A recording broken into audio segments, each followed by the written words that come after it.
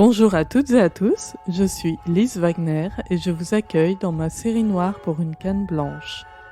Série noire pour une canne blanche, c'est le podcast qui vous fait découvrir les défis qu'affrontent quotidiennement les personnes qui, comme moi, voient le monde avec leurs mains et leurs oreilles.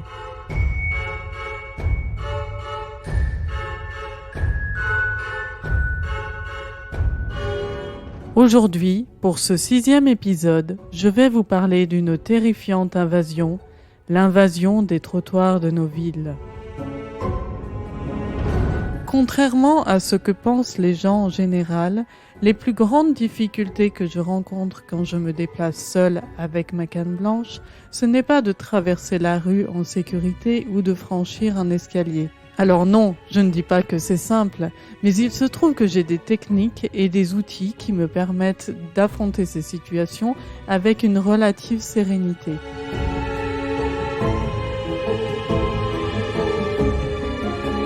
En revanche, je rencontre deux problèmes majeurs dans mes déplacements. C'est d'une part la traversée des grands espaces. Souvenez-vous, j'en ai déjà parlé dans un épisode précédent sur les places publiques. Et d'autre part, l'encombrement des trottoirs.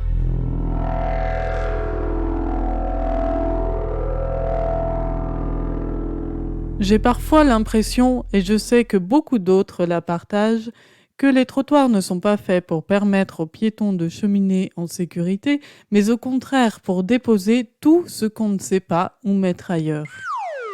Vous qui marchez en toute insouciance, parfois le nez sur votre téléphone et ou les écouteurs dans les oreilles, vous n'imaginez pas toute la concentration qu'il faut pour éviter les obstacles sans pouvoir les anticiper à plus d'1 mètre.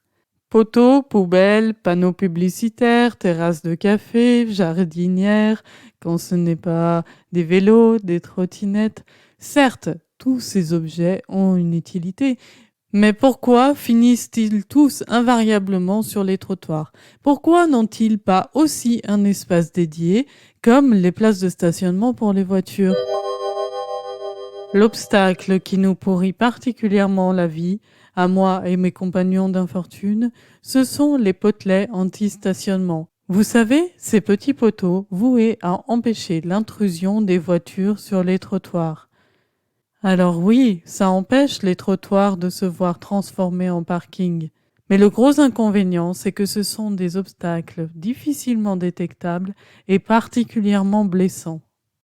En effet, pour que ce mobilier urbain ne soit pas dégradé, il est constitué d'une fonte bien solide qui, croyez-moi, laisse des marques irréparables sur les genoux. Combien de fois, alors que j'évitais de justesse un poteau détecté au dernier moment du bout de ma canne, je me suis violemment heurté à une poubelle, un panneau ou une trottinette. Ah, parlons-en des trottinettes. Je me souviens encore, il y a quelques années, je vivais dans une parfaite ignorance de ces nouveaux engins qui allaient devenir des envahisseurs. C'était un beau soir de septembre, il faisait encore doux et nous étions attablés à une terrasse avec des amis autour d'une bonne bière et de quelques tapas. Et alors, une de mes amies me lance « Dis-moi, c'est pas trop galère pour toi toute cette nouvelle trottinette ?» À vrai dire, quand elle m'en a parlé, je ne les avais pas encore rencontrés. Mais cette première rencontre n'a pas tellement tardé. Elle est arrivée au moment où je m'y attendais le moins. Je me rendais à une soirée et alors que je traversais la rue, guidée par le feu sonore que j'avais déclenché avec ma télécommande, je traverse et de l'autre côté de la rue, non pas une, non pas deux, mais au moins 3 trottinettes affalées sur la bande podotactile. Il faut dire qu'au début de l'invasion de ces trottinettes, rien n'était réglementé. Aucune contrepartie n'était demandée aux opérateurs privés qui mettaient à disposition ces engins de malheur. Aujourd'hui, heureusement, la situation s'est un peu améliorée.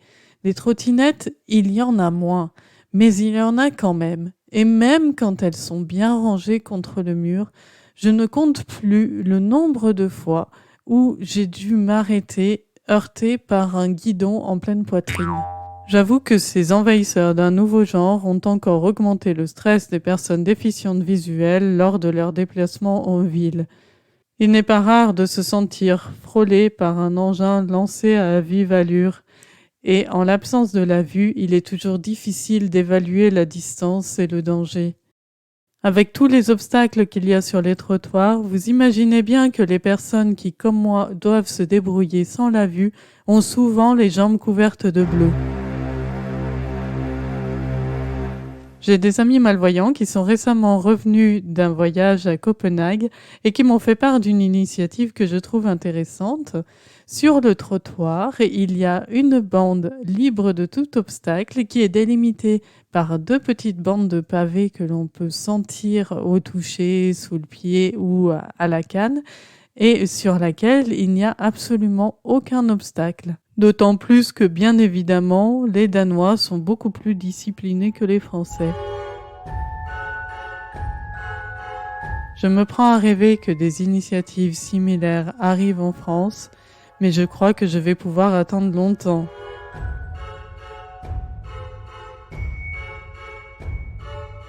Alors, à vous, utilisateurs de vélos ou de trottinettes, je vais vous l'avouer, je suis quand même un peu jalouse de vous voir parcourir la même distance en au moins 5 fois moins de temps qu'il me faut à moi pour la faire à pied.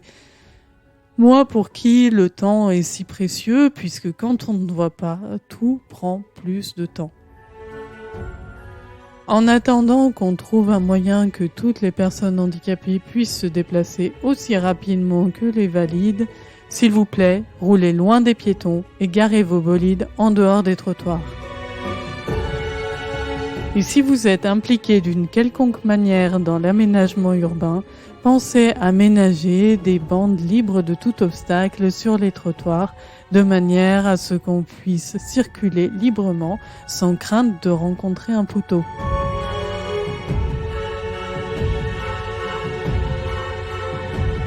J'espère que cet épisode vous a plu. Le mois prochain, puisque nous serons en automne, je vous parlerai des désagréments insoupçonnés de cette saison pour les personnes aveugles ou malvoyantes. Vous venez d'écouter Série Noire pour une canne blanche, un podcast proposé par Okinea.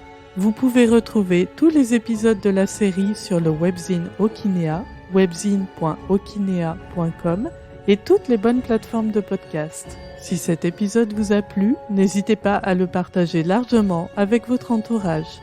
Quant à moi, je vous retrouve très bientôt pour un nouvel épisode de mes aventures. Pensez à vous abonner pour être sûr de ne pas le rater. D'ici là, vous pouvez reprendre une activité normale. Portez-vous bien!